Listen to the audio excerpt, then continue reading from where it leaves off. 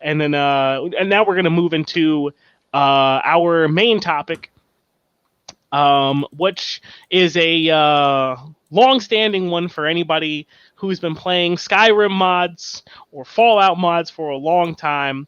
As you know, like the whole like in the life cycle of Elder Scrolls games has been grossly extended by the presence of mods as a whole. There's It's very true. mods where you can turn the dragons into Thomas the Tank Engine. You have inventory management mods. You have spell mods, you have combat mods, lighting, HD, 4K, all sorts of stuff, which commonly find themselves on Nexus mods. Uh, Nexus Mods is releasing a new service called Collections, which is essentially a curated list of a number of different mods that are pretty much ensured to work together.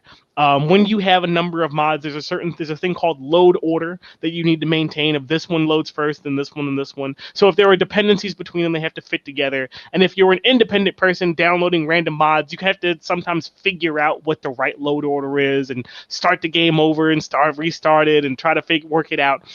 Basically, they resolve that whole problem for you by just saying, here's a list of mods.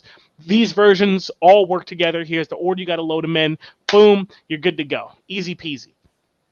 However, and this to me this sounds like a great idea. Like when I heard something like, oh wow, like that's my least favorite part of dealing with mods is figuring out how to make them all dance together. Yeah. However, Nexus mods did not consult its creators about this new thing. So for them, it's basically like, hey, this is what we're doing now, and we're just going to do it. And there's been some extreme friction, as you might imagine. Now, there's a grace period where any creator who doesn't want their stuff to show up on the collections, they can just remove their stuff from Nexus mods. You can just you just squash it all if you want to. Since then they've modified it and they've said that, okay, if you can pick and choose and cherry pick. I want this to be available, I don't want this to be available. But if anything, like it but once you're passively by choice of inaction opted into this program, you can't remove your stuff from the Nexus mods anymore. The reason being is from a functional perspective.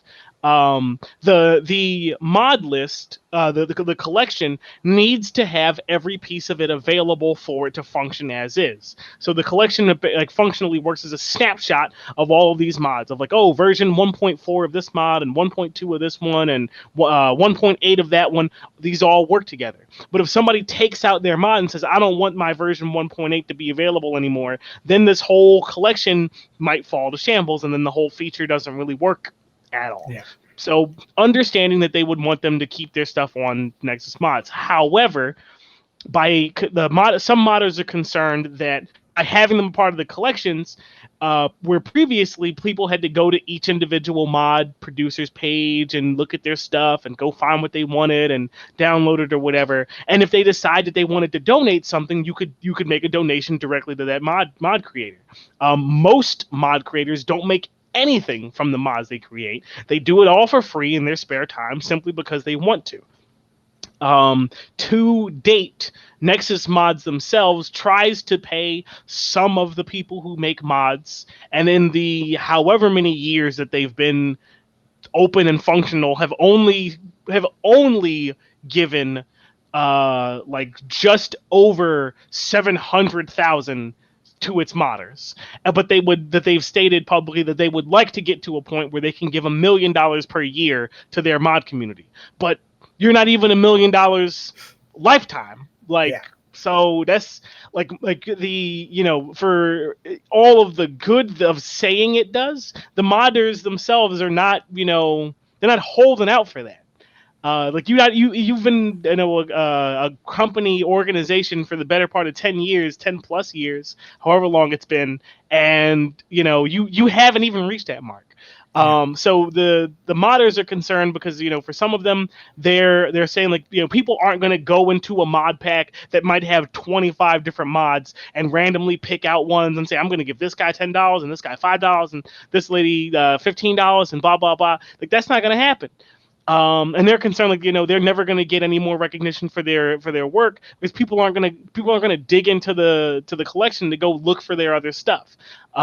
Conversely, some of the other modders in the community have said, like, oh, this is only good for our community, and now, as a smaller mod producer, like, now people might actually see my work because if I get bundled with somebody else who's really big, and you go looking through the mod pack to see what's in it, you might come to my page and actually look at my stuff. Whereas you might I've had Like they weren't getting 15. attention regardless. Yeah, it's like I've had 200 downloads, and of all the downloads I've had, only 15 people have bothered to look at anything else that I've ever made. So for some folks, they say, like, oh, this is great because it makes things easier for the community. It gives me a chance to actually get seen. Maybe I'll make a couple dollars. But for the folks who were bigger, they're like, this sucks. It's like, nobody's ever going to look at my stuff ever again. So there's valid arguments to be had on both sides, and it's not to say that the modders themselves don't think this is a good idea, but just that, like, you got to communicate with people. Yeah. That. If you look at the Oxford Dictionary, what a pickle is. Yeah. I don't know if that definition's in there, but it ought to be.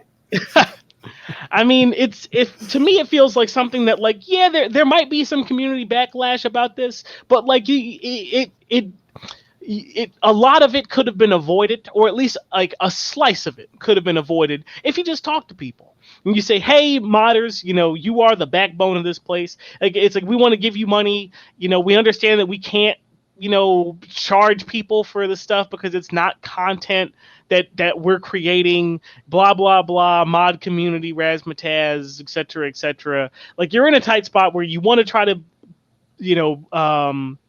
give people, or the modders, an opportunity that they can get paid. And so it should also be mentioned that the only people who really get the benefit of this system are the people who are paying for the Nexus mods premium, because the way that you download mods is, if you don't have a subscription, you have to go to every individual mod and hit the button, and then there's, like, you get a download throttling speed, and you can't initiate another download until one's done. But if you have the premium one, you can hit as many buttons or whatever, and they'll all finish, and they can all run concurrently, and they'll finish when they finish. So the collection, you can just hit the button at the top, it'll work its way down and download everything, and then it's easy peasy. Everybody else has to go to this one and then go hit this one and then go hit this one and go hit this one, and it's a much more laborious effort. But yeah, they should just talk to people. It's a lot easier. Sensing a trend of companies not talking to people. Yeah, it's a damn shame. Almost like high-profile movie contracts that recently got into trouble. All right.